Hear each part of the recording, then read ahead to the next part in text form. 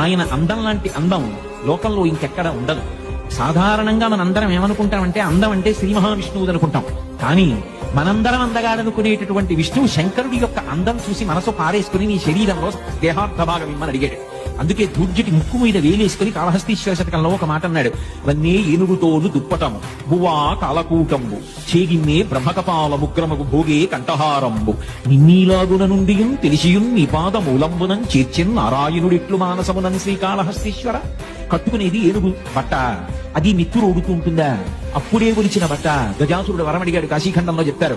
దానికి దుర్వాసన ఉండదు, ఎప్పుడూ రక్తం ఓడుతూ పచ్చి మాంసంతో ఉంటుంది. అది కట్టుకోమని అడిగాడు కాబట్టి ఏనుగు తోలు కట్టుకుంటాడు.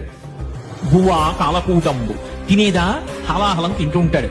చేతిలో గిన్నె బ్రహ్మకపాలం, మెడలో చూస్తేనా బుస్సుమనేటటువంటి పెద్ద నాగుపం. ఏ వందం ఉందని శ్రీ మహావిష్ణువు మనసు పారేసుకుని నీ దేహార్థ భాగం కోరి తపస్సు చేసి హరిహరమూర్తి అనేట